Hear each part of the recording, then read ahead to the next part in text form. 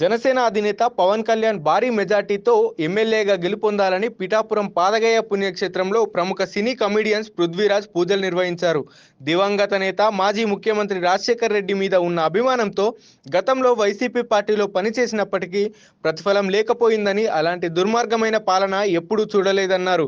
YSRCP party అధికారంలో ఉండగా తనకు కరోనా సెకండ్ వేవ్ అనారోగ్యం పాలయ్యాడని, అలాంటి కష్ట సమయంలో వైసీపీ పార్టీ వదిలేసినప్పటికీ కొనిదెల నాగేంద్రబాబు పెద్ద మనసుతో ఆదుకున్నారు. అనంతరం ముద్రగడ జనసేన అధినేత పవన్ కళ్యాణ్ పై చేస్తున్న చెడు ప్రచారాన్ని ఖండిస్తూ ముద్రగడ పద్మనాభం కాపుజాతికి కళంకం అంటూ మండిపడ్డారు.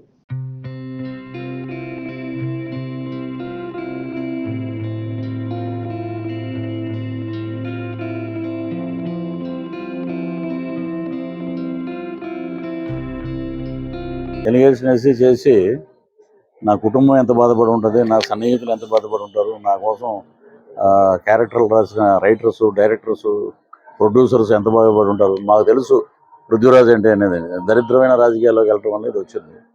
నేను ఒక్కనే నా వాయిసే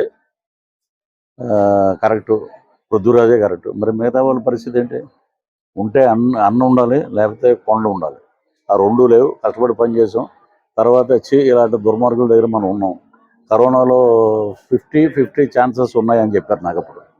ఆ టైంలో మెగా ఫ్యామిలీ, మెగా కుటుంబం నుంచి నాగబాబు గారు నాకు ఫోన్ చేసి ఇమీడియట్గా నాకు బెడ్ ఇప్పించి దగ్గర బోల్డన్ని లక్షలు ఖర్చు పెట్టి పునర్జన్మనిచ్చారు వెంకటేశ్వర స్వామికి, అలాగే లక్ష్మీ నరసింహస్వామికి, మెగా ఫ్యామిలీకి.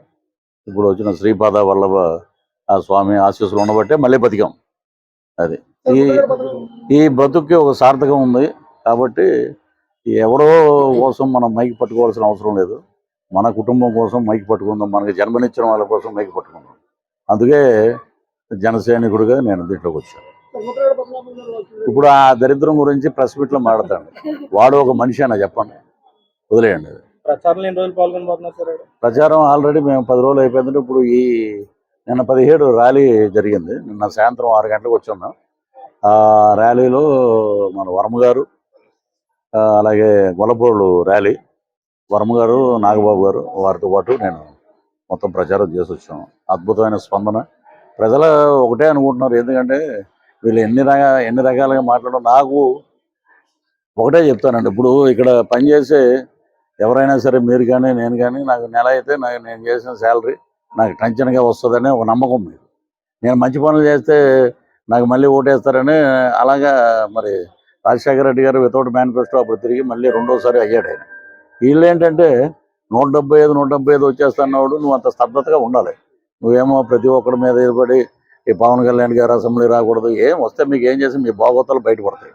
అలాగే ఇప్పుడు నీ చుట్టూరు ఉన్నారు కదా, మమ్మల్ని అంటే దోషపడుతుంది బయటికి రావడం. నిజంగా శ్రీపాద వల్ల కూడా ఆశీస్సులు ఉన్నాయి కాబట్టి 2020లో బయటకు వచ్చాం. అక్కడ ఉన్నట్టు చరిత్ర హీరోలు అయిపోయాడు నేను. మీరేంటంటే జగన్మోహన్ రెడ్డి లాంటి వాళ్ళు స్ట్రీట్కి ఒకడు ఉంటాడు, పవన్ కళ్యాణ్ లాంటి వాడు స్టేట్కి ఒకడు ఉంటాడు. అది థ్యాంక్ యూ.